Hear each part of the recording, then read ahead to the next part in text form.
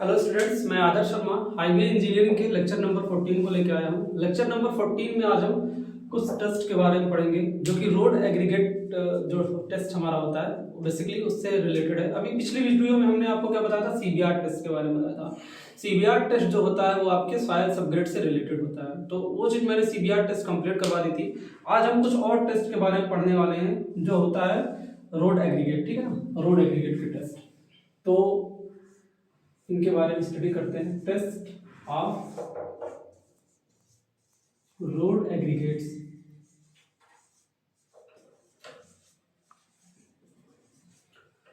देखिए कभी कभी क्या होता है, जो रोड एग्रीगेट होता है इसको एक नाम से हम और बुलाते हैं।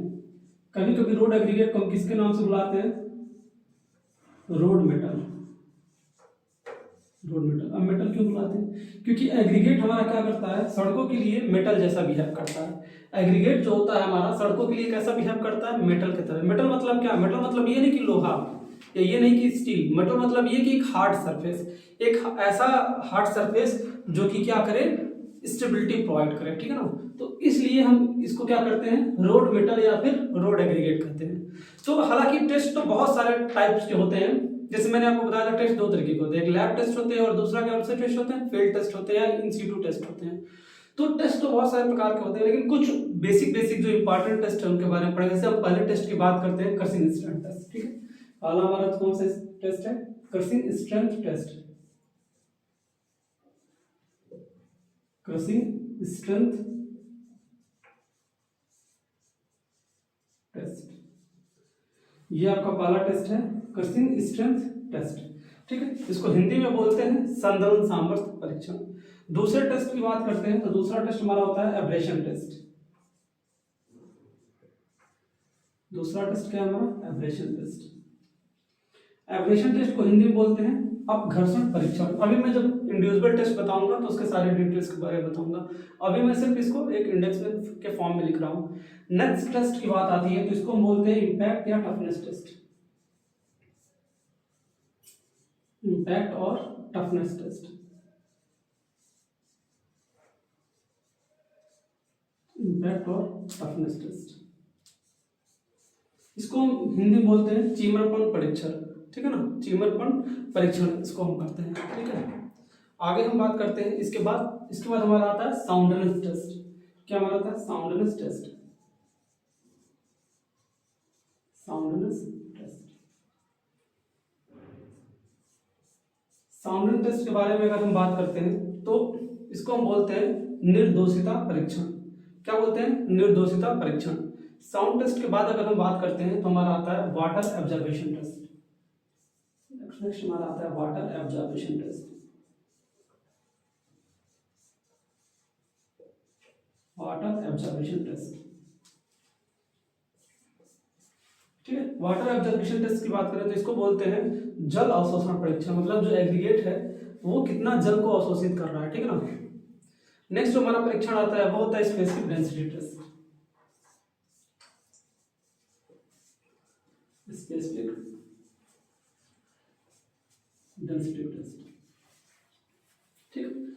तो ये क्या हुआ, ये इतने तरह के आपके परीक्षण होते हैं टोटल। अब इसमें मुझे क्या करना है, सारे परीक्षण को 1 बाय 1 पढ़ना है, सारे परीक्षण को 1 बाय 1 पढ़ना। अब देखिए इसमें जैसे कुछ टेस्ट होते हैं बड़े इजी हैं। जैसे मैं आपको बात करूँ सबसे पहले वाटर ऑब्जर्वेशन टेस्ट की, तो वाटर ऑब्जर्वेशन टेस्ट में बेसिकली क्या करते हैं, तो जो इंपॉर्टेंट होगा मैं बता दूंगा, जो वैसे इंपॉर्टेंट नहीं होगा मैं रफली बता दूंगा। जैसे वाटर ऑब्जर्वेशन टेस्ट आपने बहुत बार पढ़ा होगा कि किसी भी सैंपल को जब हम लेते हैं तो क्या करते हैं, उसमें से पहले मॉइस्चर को रिमूव कर देते हैं। मॉइस्चर को रिमूव करने के लिए क्या करते हैं, ओवन का यूज करते हैं। ओवन आप लोग जानते हैं एक तरीके का क्या करता है, मॉइस्चर को खत्म करने का काम करता है। तो फिर 24 आवर्स के लिए हम रख देते हैं, एक बार वेट कर लेते हैं W1, फिर 24 आवर्स के लिए रख देते हैं उसको, ठीक है, ओवन में। उसके बाद दूसरा वेट कर लेते हैं, जो डिफरेंस रहता है उससे पहले वाले वेट से डिवाइड करके वाटर ऑब्जर्वेशन याद कर लेते हैं, ठीक है। तो ऐसे ऐसे टेस्ट होता है। तो सबसे पहले टेस्ट के बारे में हम करते हैं क्रसिंग स्ट्रेंथ टेस्ट, ठीक है, कि क्रसिंग स्ट्रेंथ टेस्ट क्या होता है। तो इसके बारे में 1 बाय 1 डिटेल पढ़ते हैं, ठीक है। आता है हमारा क्रसिंग स्ट्रेंथ टेस्ट। पहले टेस्ट के बारे में पढ़ते हैं, क्रसिंग स्ट्रेंथ टेस्ट। इसको हिंदी में बोलते हैं संदलन सामर्थ्य परीक्षण। क्या बोलते हैं, संदलन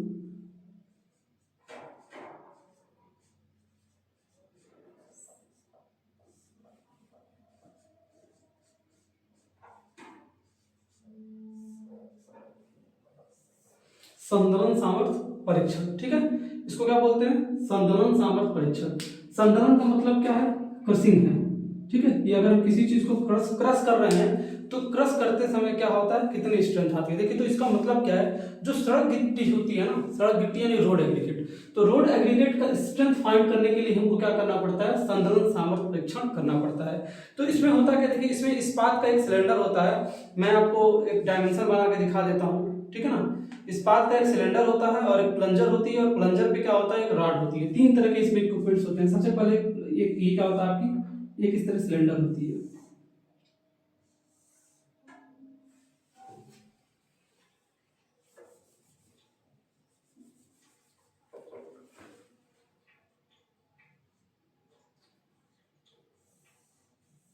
ये आपकी क्या होती है, ये आपकी क्या होती है, एक सिलेंडर होती है। इस सिलेंडर की बात करें तो क्या इसका साइज होता है 115 मिलीमीटर मल्टीप्लाइड बाई 180 मिलीमीटर, ठीक। ये वाला 115 मिलीमीटर होता है, 115 मिलीमीटर होता है, और ये वाला आपका कितना होता है, 180 मिलीमीटर होता है। जो हमारी गिट्टी होती है, एग्रीगेट होती है, एग्रीगेट को हम इसी में फिल करते हैं, ठीक है, एग्रीगेट को हम इसमें क्या करते हैं, फिल करते हैं। ये हमारा क्या होता है, ये हमारा सिलेंडर होता है, ये हमारा सिलेंडर होता है। दूसरा क्या होता है, टैंपिंग रॉड होता है, दूसरा क्या होता है, टैंपिंग रॉड होता है। टैंपिंग रॉड एक ऐसी रॉड होती है जो क्या करता है, ऐसे ऐसे रॉड होती है, उसको खूनने के काम में आता है। जैसे इसमें हमने सैंपल को भर दिया, ऊपर से क्या आता है, खूनने के काम में आता है, या उसको अच्छे से भरने के काम में आता है। टैंपिंग रॉड की अगर हम बात करें तो टैंपिंग रॉड स्टील की बनी हुई होती है, ठीक है।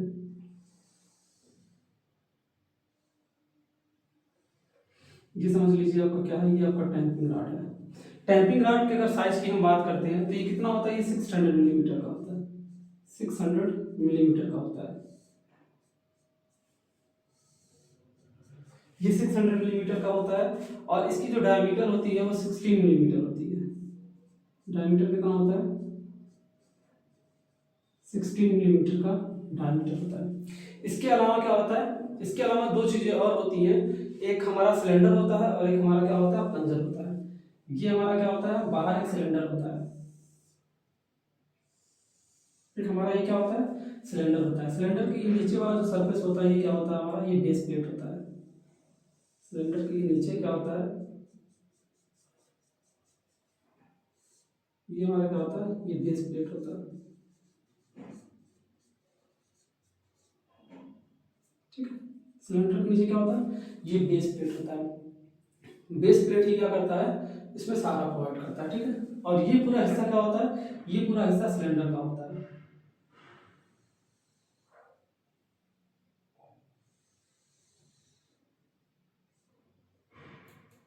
ठीक है। ये पूरा हिस्सा क्या होता है, सिलेंडर का होता है। और बात करें तो इसके अंदर क्या होता है, पिस्टन लगा होता है, इसके बीच में पिस्टन लगा होता है।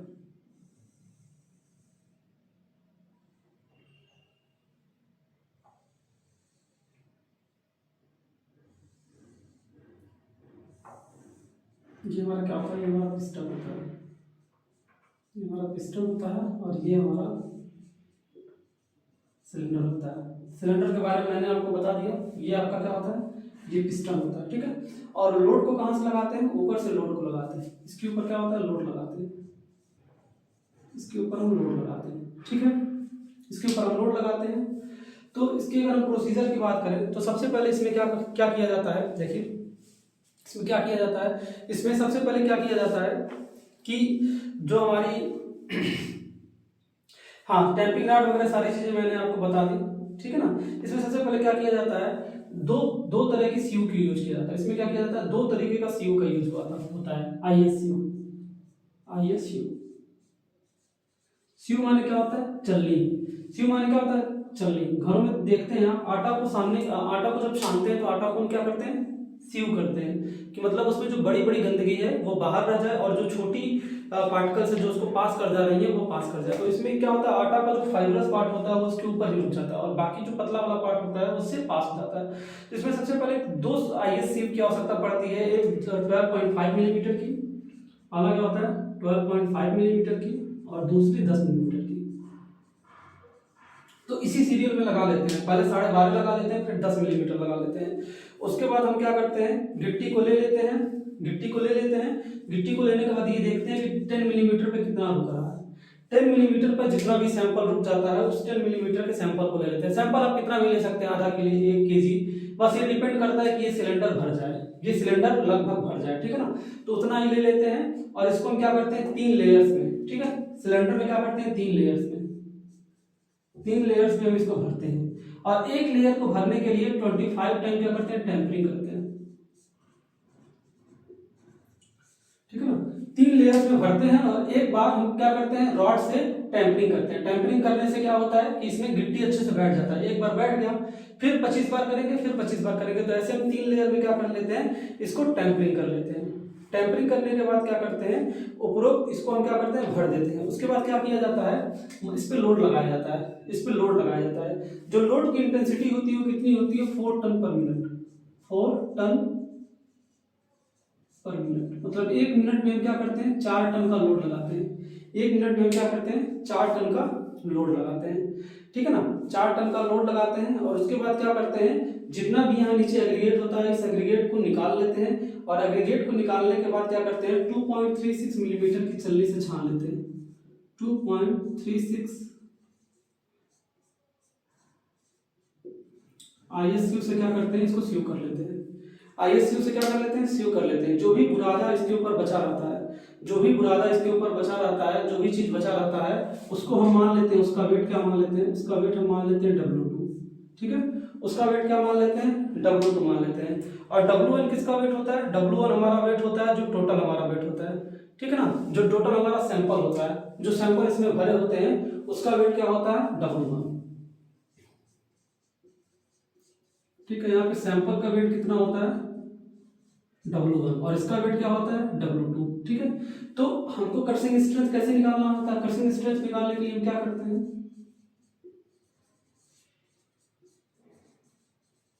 क्रशिंग स्ट्रेंथ निकालने के लिए क्या करते हैं, W2 अपान W1 करके 100 में मल्टीप्लाई कर देते हैं। तो इससे जो हमारी वैल्यू आती है वो हमारी किसकी वैल्यू आ जाती है, क्रशिंग स्ट्रेंथ की वैल्यू हमारी आ जाती है। अब अगर हम बात करें पेमेंट्स के लिए, तो पेमेंट्स के लिए इसकी जो वैल्यू होती है वो 45% ऊपरी कोट के लिए लिया जाता है, ठीक है ना। 45% ऊपरी कोट के लिए लिया जाता है, ठीक है ना। 45 से 30% के करीब इसकी वैल्यू ली जाती है। तो एक चीज आप इसमें ध्यान रखिएगा कि इसकी वैल्यू जो है पेमेंट्स के लिए कितनी होती है, 45% से लेकर 30%, 45 से लेकर 30% तक इसकी वैल्यू क्या होती है, वेरी करती है, ठीक है। जब हम आगे आपको लैब वगैरह के बारे में बताएंगे तो और अच्छे से ये सारी चीजें बताएंगे। अभी तो जस्ट ये थ्योरी का पार्ट था, तो मैं आपको यहाँ पे क्या किया हूँ, बेसिक चीजें बता दिया हूँ। सबसे पहले हम सैंपल लेंगे, सैंपल से मॉइस्चर निकाल लेंगे ओवन ड्राई में, और 10 मिलीमीटर पर जितना आएगा उसका वेट नाप लेंगे W1। सैंपल को इसमें 3 लेयर में भर देंगे, स्टैंड पे लोड लगाएंगे, सारी वेट को निकाल लेंगे। उसके बाद जो चूरा वाला भाग बच गया होगा उसको हम W2 मान लेंगे और W2 को W1 से डिवाइड करके 100 से मल्टीप्लाई कर देंगे, तो इससे हमारा क्या होगा, क्रशिंग स्ट्रेंथ पता हो जाएगा, ठीक है ना। तो 45% के करीब इसकी वैल्यू आनी चाहिए, ठीक है ना।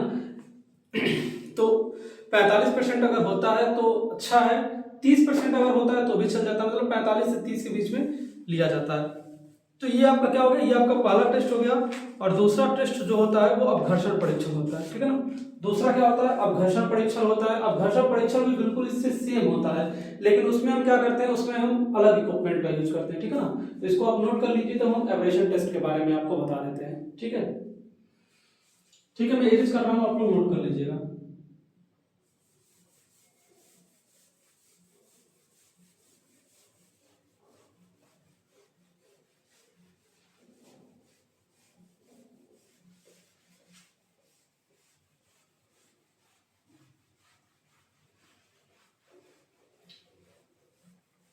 ठीक है, पहला वाला हमारा खत्म हो गया, हम इसको इरेज कर देते हैं।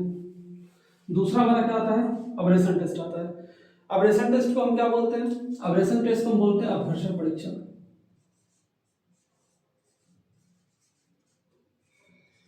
Abrasion test.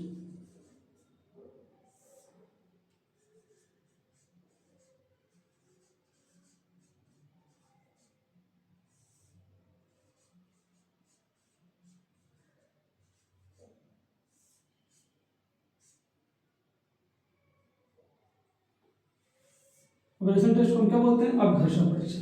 ठीक है, इसको अपघर्षण परीक्षण बोलते हैं। देखिए अपघर्षण सबसे पहले होता क्या है, गाड़ी और टायर के बीच में, सॉरी गाड़ी टायर के बीच में नहीं, सड़क और टायर के बीच में क्या होता है, सड़क और टायर के बीच में जो सडन इंपैक्ट वाली फोर्स लगती है उसके कारण क्या होता है, अपघर्षण परीक्षण किया जाता है।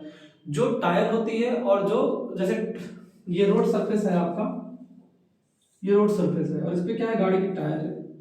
तो जब गाड़ी की टायर क्या होती है, गाड़ी की टायर जब होती है सड़क सतह पर चलती है तो सड़क के जो एग्रीगेट्स होते हैं क्या होते हैं, एग्रीगेट्स जो होते हैं, एग्रीगेट्स का क्या होता है, एग्रीगेट्स धीरे धीरे धीरे धीरे खराब होने लगते हैं, मतलब उनकी परत निकलने लगती है, उनके ऊपर की परत निकलने लगती है। ठीक है ना। तो बेसिकली हम अपघर्षण के बारे में जांच करते हैं। अपघर्षण हमको ये बताता है कि जो हमारा टायर्स है वो हमारे कंक्रीट को कितना घिस रहा है। ठीक है ना, कंक्रीट की सतह में कितनी कमी आ रही है। तो अपघर्षण टेस्ट से हम ये पता कर लेते हैं कि हमारा कंक्रीट इस लायक है, सॉरी हमारा एग्रीगेट इस लायक है कि नहीं है। तो अपघर्षण के लिए भी अलग अलग वैल्यूज होती है जो हम यहाँ पे क्या करते हैं, डिसाइड करते हैं। ठीक है ना। तो अपघर्षण हम किसको बोलेंगे, टायर की सतह और सड़क की सतह के बीच में होने वाला घर्षण। ठीक है ना, इन दोनों के बीच में जो रगड़ होता है या जो फ्रिक्शन होता है उसी को हम क्या करते हैं, उसी को हम अपघर्षण करते हैं। ठीक है ना। अपघर्षण परीक्षण को हम किस मशीन के द्वारा करते हैं, इसको हम लॉस एंजलस एब्रेसिव मशीन के द्वारा करते हैं। किसके द्वारा करते हैं, Los Angeles abrasive machine.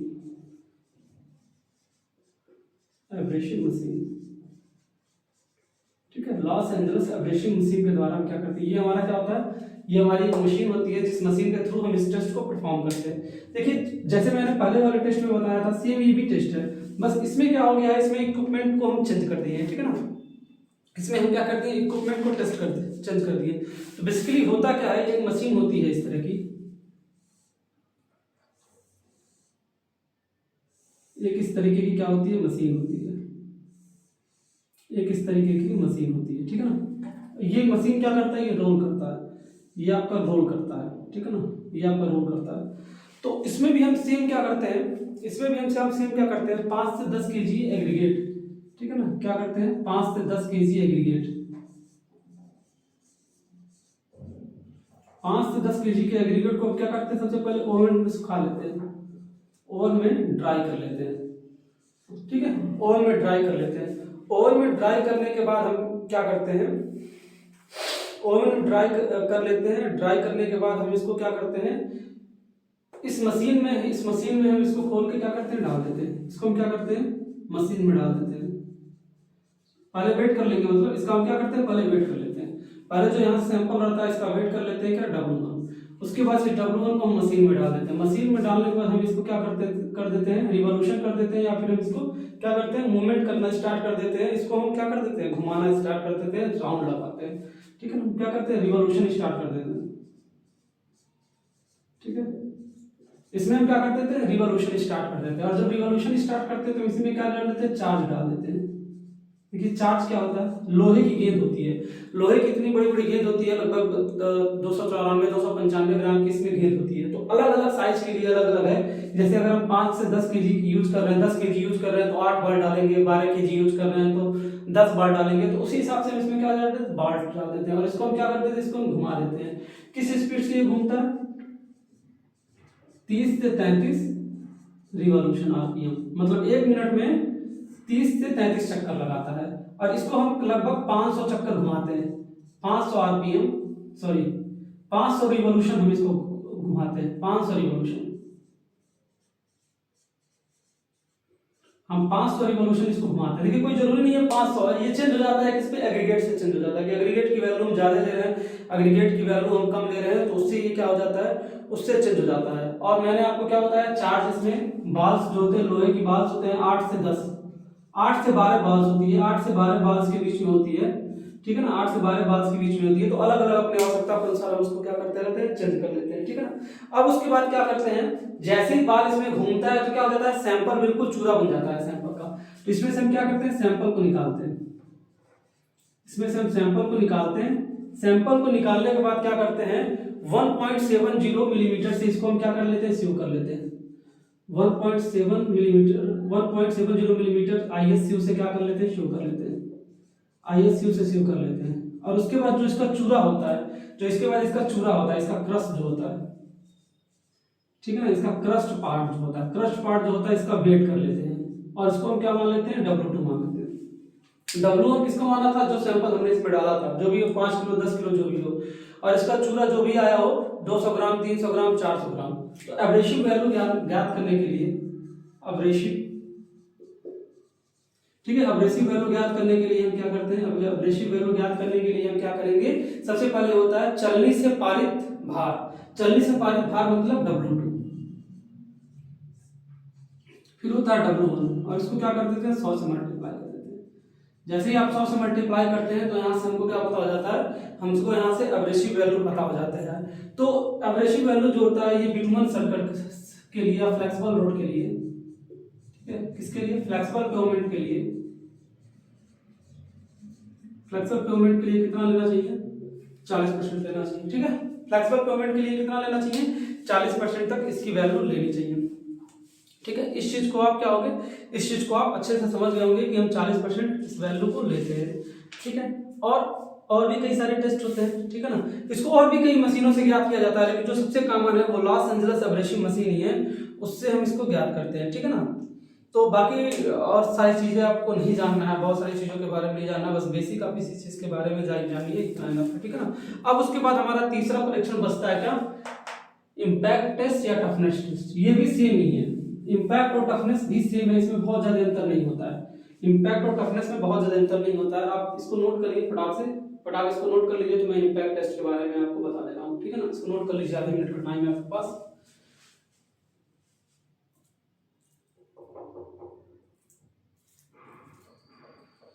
Note कर लीजिए तो मैं आपको बता देता हूँ।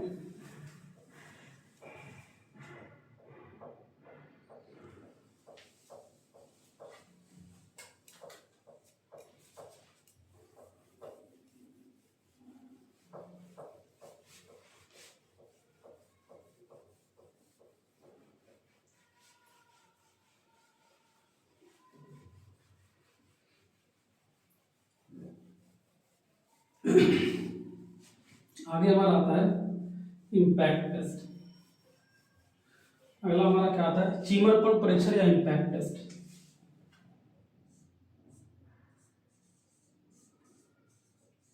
इम्पैक्ट और टफनेस टेस्ट।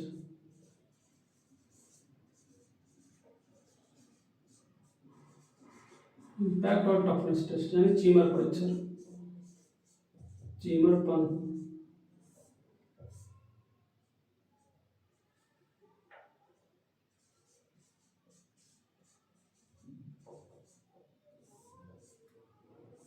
चीमरपन परीक्षण, ठीक है, इम्पैक्ट टेस्ट। अब देखिए इम्पैक्ट क्या होता है, जैसे स्ट्रेंथ में क्या होता है ना, जब धीरे धीरे हम लोड लगाते हैं चीजें क्रश हो जाती हैं तो W2 और W1 अपान करके हम ज्ञात कर लेते हैं। इसमें इम्पैक्ट टेस्ट में क्या होता है, हम सडन लोडिंग लगाते हैं। इम्पैक्ट टेस्ट का क्या मतलब होता है, सडन लोडिंग लगाना, ठीक है ना, सडन लोडिंग लगाना। इम्पैक्ट टेस्ट में क्या करते हैं, सडन लोडिंग लगाते हैं, अचानक लोडिंग लगाते हैं। तो जब अचानक लोडिंग लगाते हैं तो अचानक लोडिंग लगाने से भी कुछ ना कुछ चीज में क्या होगा, तोड़फोड़ होगी, कुछ ना कुछ क्या होगा, टूटेगा। तो उसमें हम जो वैल्यू ज्ञात होती है उसको हम इम्पैक्ट या टफनेस टेस्ट बोलते हैं, ठीक है। जैसे मैंने आपको क्रशिंग बताया, बिल्कुल इम्पैक्ट भी वही है, लेकिन इम्पैक्ट क्रशिंग में हम क्या कर रहे थे, लोड को धीरे धीरे लगा रहे थे। इसमें हम क्या करेंगे, लोड को सडनली लगा देंगे। तो बेसिकली इसमें होता क्या है, एक मशीन होती है, इस तरीके की एक मशीन होती है,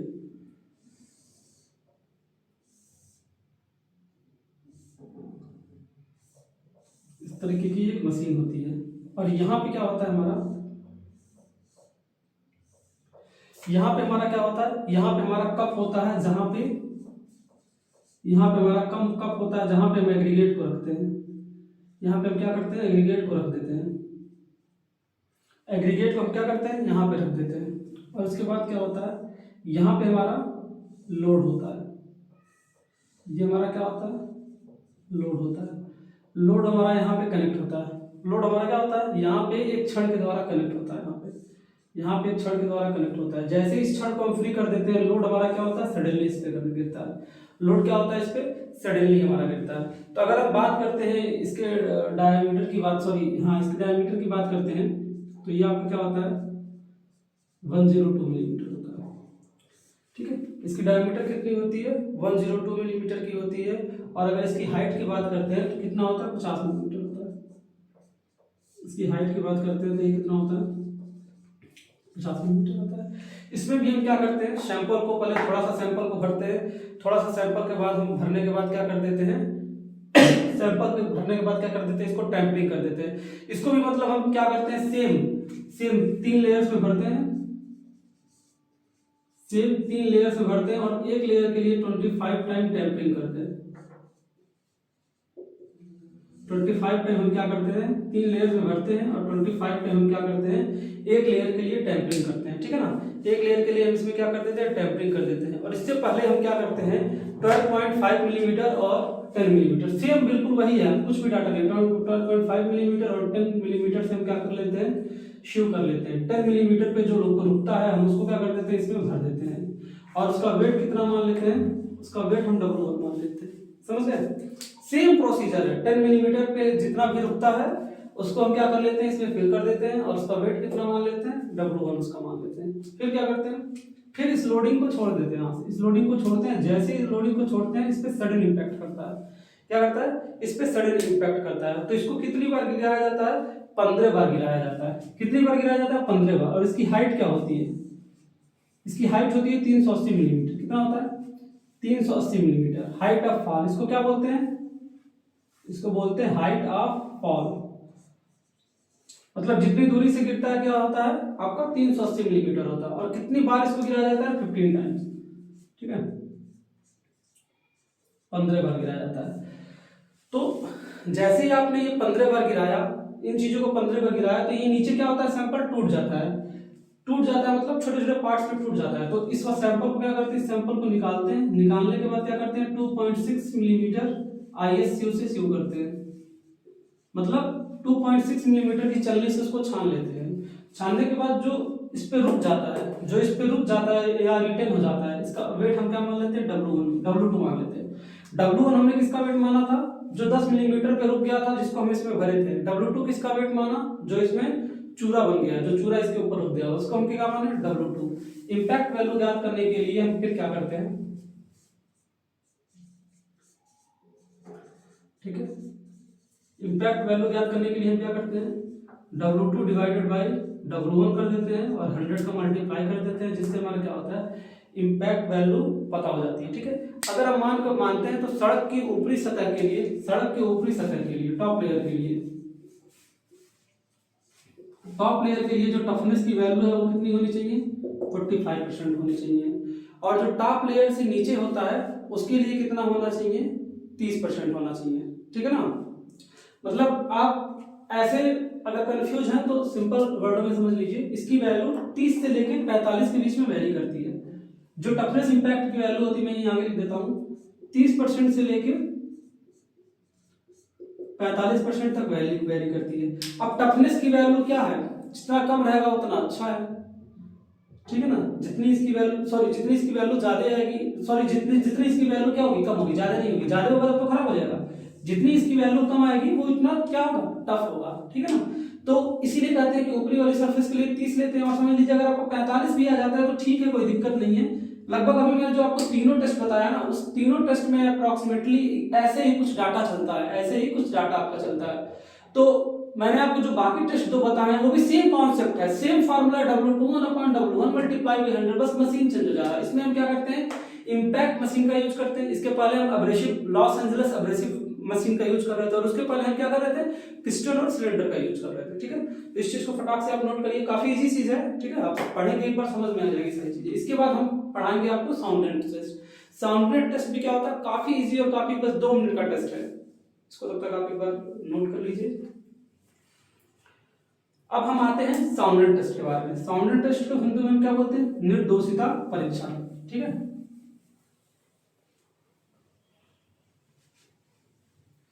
देखिए इन सब सारी चीजों में डायग्राम्स काफी ज्यादा जरूरी है। ठीक है ना, तो डायग्राम्स पे थोड़ा आप ध्यान दीजिएगा। और डिफरेंस आप समझिएगा, जैसे मैंने आपको इम्पैक्ट बताया तो आपके दिमाग में क्या आ जाना चाहिए, तुरंत तुरंत ये आ जाना चाहिए कि सडन लोडिंग की बात हो रही है। ठीक है, इम्पैक्ट मतलब क्या, सडन लोडिंग की बात हो रही है। नेक्स्ट आपका आता है soundness test. Soundness test, soundness test को हिंदी में क्या बोलते हैं, निर्दोषिता परीक्षण। ठीक है ना, निर्दोषिता परीक्षण।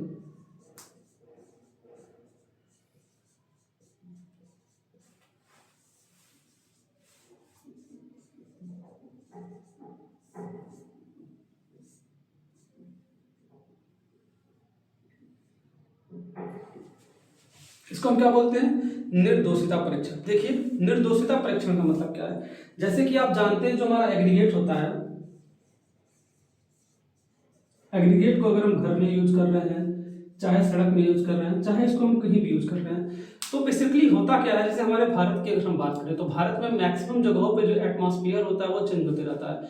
जैसे ठंडी के मौसम में ठंडी, गर्मी के मौसम में गर्मी, मतलब ये मौसम चेंज होते रहते हैं। लेकिन बहुत सारे ऐसे जगह हैं जहाँ पे मौसम सेम रहता है। जैसे हम बात करें अगर अपने भारत का जो मिड एरिया, नागपुर की बात करते हैं, महाराष्ट्र की बात करते हैं, तो ऐसी जगह पे क्या है, एरिया एरिया नहीं, मतलब एटमॉस्फेयर लगभग सेम रहता है। लेकिन अगर हम उत्तरी उत्तर प्रदेश की बात करें या पूर्वी उत्तर प्रदेश की बात करें, ठीक है, तो यहाँ पे टेम्परेचर कैसे रहता है, टेम्परेचर काफी ज्यादा वेरी होता है। अगर ये आपने पूरे उत्तर प्रदेश की बात करें तो यहाँ पे क्या होता है, टेम्परेचर वेरी होता है। दिल्ली एनसीआर हरियाणा की बात करें तो यहाँ पे टेम्परेचर क्या होता है, वेरी करता है। लेकिन अगर हम सेम इसी टाइम पे बेंगलोर की बात करें, महाराष्ट्र की बात करें, पुणे की बात करें, साउथ के कुछ एरिया की बात करें, तो यहाँ पे क्या होता है, टेम्परेचर एक जैसा रहता है। इसी तरह अगर हम कोयम्बतूर की बात करें, केरला की बात करें, एर्नाकुलम की बात करें, तो वहाँ पे बारिश बहुत ज्यादा होती है। तो इस हिसाब से आप कह सकते हैं जो हमारे एग्रीगेट होते हैं, एग्रीगेट को अलग अलग प्रकार के मौसम्स को क्या करना पड़ता है, झेलना पड़ता है। तो उसमें मुझे ये चीज चेक करना है कि एग्रीगेट उस कैपेबल है कि नहीं कि वो अलग अलग प्रकार के मौसम को झेल सके।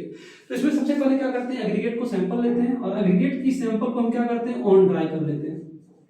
ओवन ड्राई क्या होता है, किसी भी चीज को जब हम लेते हैं तो उसमें कुछ ना कुछ मॉइस्चर होता है, तो मॉइस्चर को दूर करने के लिए हम क्या करते हैं, ओवन ड्राई का यूज करते हैं। ओवन ड्राई से क्या होता है, मॉइस्चर उसमें खत्म हो जाता है। जब मॉइस्चर खत्म हो जाता है तो हम क्या करते हैं, जो हमारा एग्रीगेट होता है, एग्रीगेट में हम क्या करते हैं, सोडियम सल्फेट का प्रयोग करते हैं। किसका यूज करते हैं, sodium sulphate, sodium sulphate. Sodium sulphate को क्या करते हैं, मिक्स कर देते हैं इसमें। कितने से कितने देर के लिए, 16 से 18 घंटे के लिए। 16 से 18 घंटे के लिए हम क्या करते हैं, सोडियम सल्फेट इसमें मिक्स कर देते हैं, या सोडियम सल्फेट में हम क्या कर देते हैं, इसको डिप कर देते हैं। डिप मतलब डिप्लोमा, डिप मतलब डिप्लोमा है, डिप मतलब क्या, डिप मतलब डुबा के रखना। ठीक है, तो आप इसको डिप्लोमा मत समझिएगा। ठीक है, डिप करना मतलब क्या करेंगे, सोडियम सल्फेट का सैंपल होता है लिक्विड की फॉर्म में, उसमें क्या करते हैं, इसको डुबा देते हैं। या तो आप इस तरह भी कर सकते हैं, सोडियम सल्फेट इसको मिला के पानी में आप या किसी बल्टी में आप भिगा सकते हैं। ठीक है ना, तो 18 से 16 से 18 घंटे, कभी कभी 19 घंटे 20 घंटे भी आप कर सकते हैं। ठीक है, क्योंकि लैब वगैरह अगर जैसे कि 6 बजे शाम को टेस्ट करना है तो ये भिगा के छोड़ देंगे और सुबह अगले दिन आते हैं। ठीक है ना, तो इतना पॉसिबल एक्यूरेट नहीं होता, कभी कभी 20 घंटा 24 घंटा भी लोग कर देते हैं, डजंट मैटर, वैल्यू में ज्यादा अंतर नहीं आता है। तो इसको क्या कर देते हैं, भिगा के छोड़ देते हैं। उसके बाद क्या करते हैं, इसको हम बाहर निकालते हैं। इसको बाद बाहर निकालते हैं और बाहर निकालने के बाद 105 प्लस माइनस 5 डिग्री सेल्सियस। इसका मतलब क्या है, 105 से 5 कम भी कर सकते हैं और 105 से 5 बढ़ा भी सकते हैं। इतने डिग्री सेल्सियस पे फिर क्या करते हैं, इसको ओवन ड्राई करते हैं। ओवन ड्राई करते हैं मतलब जो सैंपल हमारा सोडियम सल्फेट में भीगा था, हमने इसको निकाला, निकालने के बाद हमने इसको क्या किया, ओवन ड्राई किया, मतलब ओवन में रख के गर्म कर दिया, ओवन में रख के क्या कर दिया, गर्म कर दिया। कितने देर के लिए, फॉर 24 आवर्स। ठीक है, कितने देर के लिए करेंगे, फॉर 24 आवर। ये चीज जरूर आप ध्यान रखिएगा, एश्योर करिएगा। मैं ब्रैकेट में आगे देता हूं, कितने देर के लिए, 24 आवर। 24 घंटे के लिए ओवन ड्राई पे रख देंगे, या 100 पे रख सकते हैं, या 105 पे रख सकते हैं, या 110 पे रख सकते हैं। तो 24 घंटे के लिए जब आप इसको रख देंगे तो उसके बाद क्या करेंगे, फिर सैंपल को निकालेंगे। सैंपल को निकालेंगे। सैंपल को निकालने के बाद हमको ये चीज प्राय देखने के लिए मिलता है कि जो सोडियम सल्फेट है वो एग्रीगेट के साथ रिएक्शन कैसे किया है। ठीक है ना, क्योंकि बेसिकली सोडियम सल्फेट क्या करता है, उसमें डिफॉर्मेशन लाने की कोशिश करता है।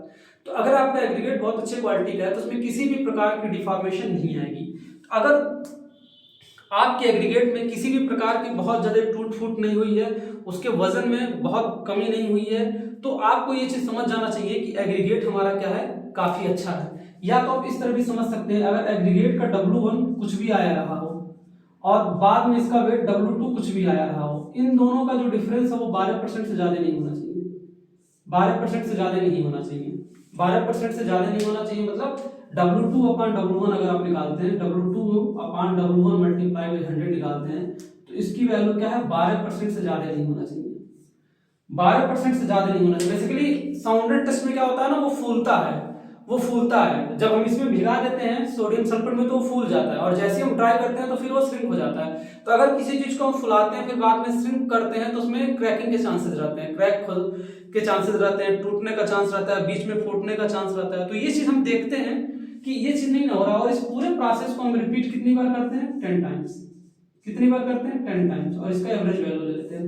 हालांकि मैं इससे पहले जो चीज बताया हूं उसका रिपीटेशन हम 3 बार करते हैं और उसकी एवरेज वैल्यू लेते हैं, लेकिन इसमें हम लगभग 10 टाइम्स करते हैं और इसका एवरेज वैल्यू लेते हैं, ठीक है ना। तो इस चीज को आप समझ गए होंगे। तो लगभग 12% के करीब अगर आता है तो आपको ये मानना चाहिए कि जो हमारी एग्रीगेट की क्वालिटी है वो काफी अच्छी है, ठीक है ना। 12% से अधिक नहीं टूटना चाहिए, ठीक है ना, मतलब मिनिमम कम से कम 12% आपका आना चाहिए। अगर 12% से ज्यादा हो जाता है तो आप उस एग्रीगेट को यूज नहीं कर सकते हैं, और 12% से अगर कम है तो यूज कर सकते हैं आप, ठीक है ना। 12% से कम है तो आप इसको यूज कर सकते हैं, बिल्कुल सही है, कोई दिक्कत नहीं है। तो इस तरीके की चीजें हैं।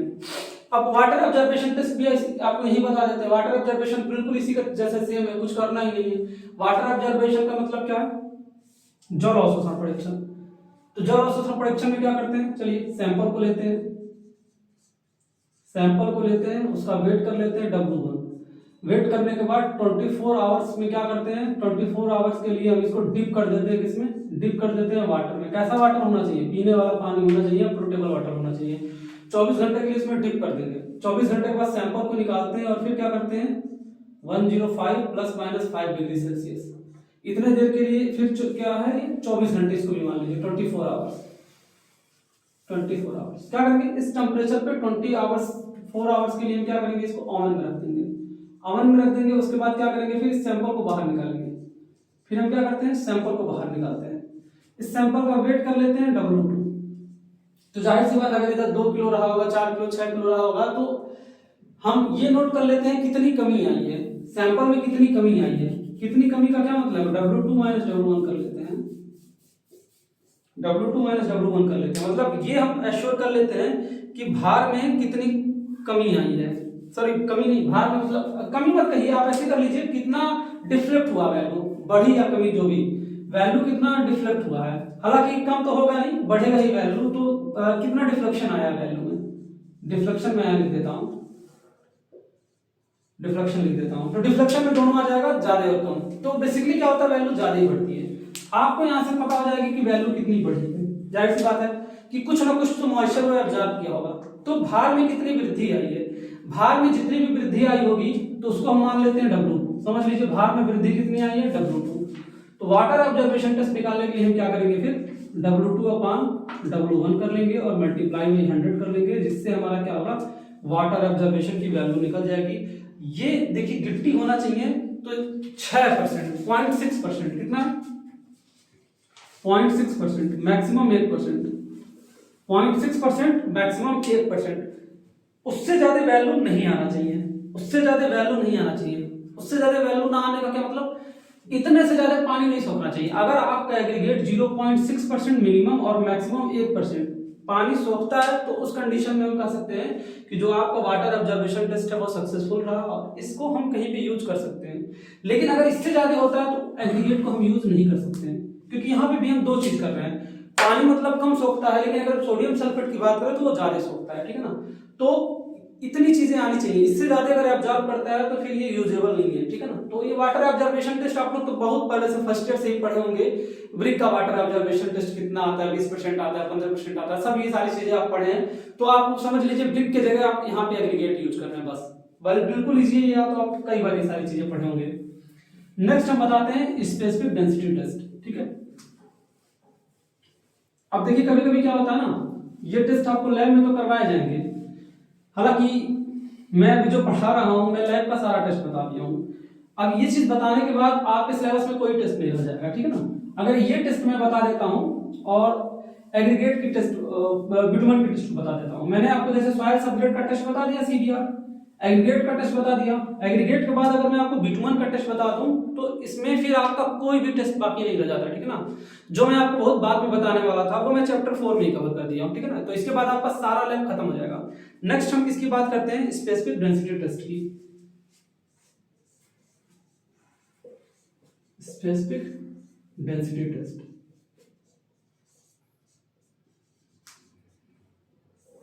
स्पेसिफिक डेंसिटी की हिंदी क्या होती है, विशिष्ट घनत्व परीक्षण।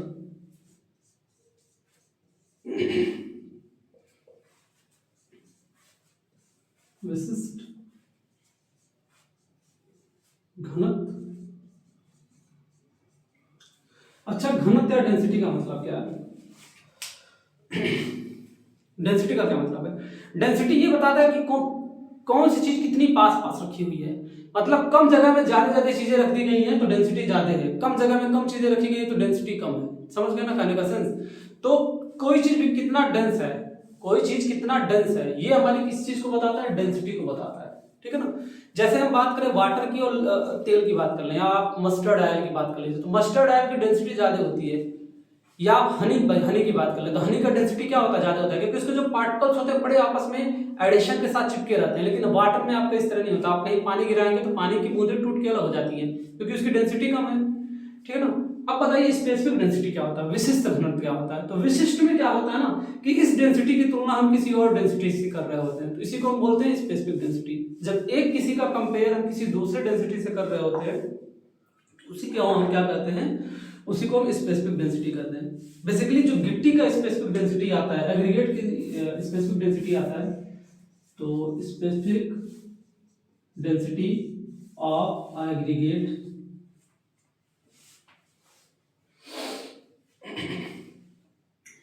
एग्रीगेट 2.6, ठीक है।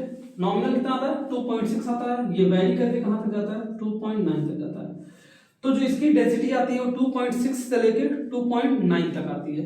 और इसकी डेंसिटी हम किसकी तुलना में करते हैं, इसकी डेंसिटी हम जब लेते हैं तो सॉइल की तुलना में करते हैं, मिट्टी की तुलना में करते हैं कि मिट्टी की स्पेसिफिक डेंसिटी और एग्रीगेट की डेंसिटी कितनी आ रही है। तो इन दोनों का हम कंपेयर करके इसकी डेंसिटी निकाल। हालांकि इसकी डेंसिटी ज्ञात करने की और भी कई सारे मेथड आते हैं, छोटे छोटे मशीन आते हैं, कैल्शियम कार्बाइड वगैरह मेथड आता है जिससे हम 2 मिनट में इसकी डेंसिटी को क्या कर सकते हैं, फाइंड कर सकते हैं।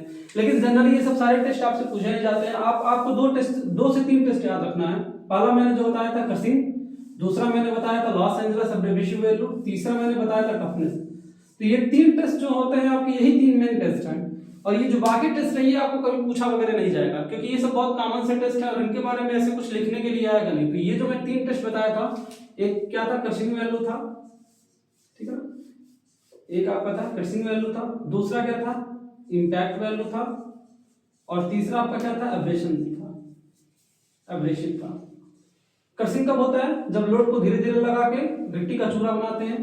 इंपैक्ट कब होता है, सडन लोड लगा के चूरा बना देते हैं। और एब्रेशन क्या होता है, गाड़ी की टायर क्या है, रबड़ की है, और जो हमारा रोड है किसका है, वो मेटल का है, यानी एग्रीगेट का है। तो गाड़ी की टायर क्या करती है, रोड के सरफेस पे घर्षण लगाती है। तो इन दोनों के बीच में जो घर्षण होता है उसी को हम अपघर्षण या एब्रेशन बोलते हैं, ठीक है ना।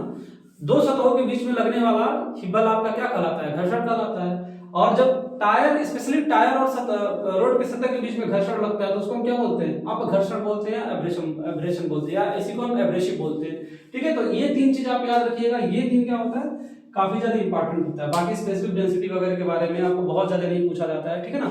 अब इसके बाद आता है आपका रोड एग्रीगेट के बाद हमें आपका आता है कुछ और भी टेस्ट हैं, बिटुमन के हैं, ठीक है। तो इस वीडियो लेक्चर के लिए बस इतना ही, क्योंकि इसमें मैंने ऑलरेडी आपको 6-7 तरीके के टेस्ट बता दिए हैं, और भी आपका बिटुमन में टेस्ट है जिसको मैं अगले वीडियो लेक्चर में कवर करेंगे, ठीक है स्टूडेंट्स। तब तक के लिए धन्यवाद।